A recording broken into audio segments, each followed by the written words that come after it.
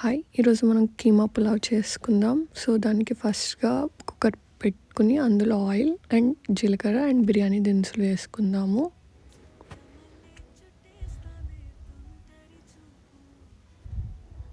ఇవి కొంచెం వేగాక చిలుకలుగా కట్ చేసుకున్న ఉల్లిపాయలు వేసుకుంటున్నాము. ఆనియన్స్ కొంచెం బ్రౌన్ అయ్యే వరకు వేగించడం బెటర్, ఎందుకంటే ఇది నాన్ వెజ్ కాబట్టి స్వీట్నెస్ లేకుండా ఉంటాయి ఆనియన్స్.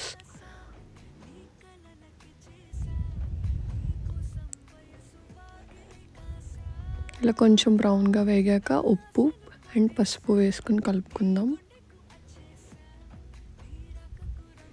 అండ్ చిలుకలుగా కట్ చేసిన పచ్చిమిరకాయ,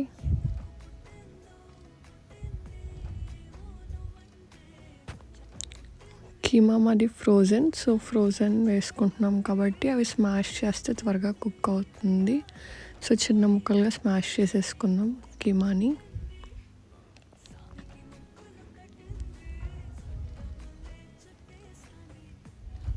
ఇలా చిన్న చిన్న ముక్కలుగా అయిపోయాక ఇందులో మనం జీలకర్ర పొడి, ధనియాల పొడి, గరం మసాలా యాడ్ చేసుకుందాం. ఇప్పుడు వీటిని ఒకసారి కలుపుకుందాం. అండ్ కొంచెం కారం. కీమా ఇంకా త్వరగా బాయిల్ అవ్వడానికి కొంచెం వాటర్ పోసుకుని మూత పెట్టుకుందాం. సో ఫాస్ట్గా కుక్ అవుతుంది.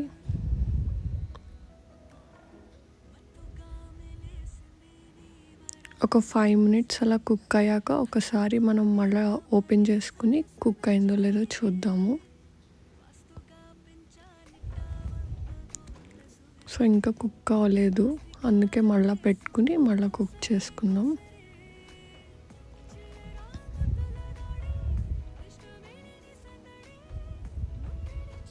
ఇప్పుడు ఒక 5 minutes అయింది. సో మళ్ళీ ఒకసారి చూసుకుందాం కుక్ అయిందో లేదో.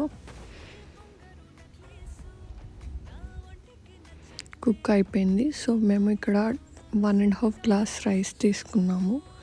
సో ఆ రైస్ని వేసి ఫ్రై చేస్తున్నాం. ఫ్రై చేస్తే మనకు చాలా టేస్ట్ బాగుంటుంది, వెంటనే వాటర్ పోసేయడం కంట.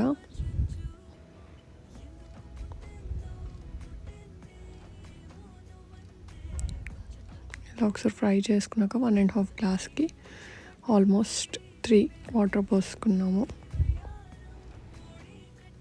ఒకసారి కలుపుకొని ఇప్పుడే సాల్ట్ ఏమన్నా ఉంటే వేసుకుని మూత పెట్టేసుకుందాం. అండ్ 3 whistles వచ్చే వరకు వెయిట్ చేయాలి మీడియం ఫ్లేమ్లో.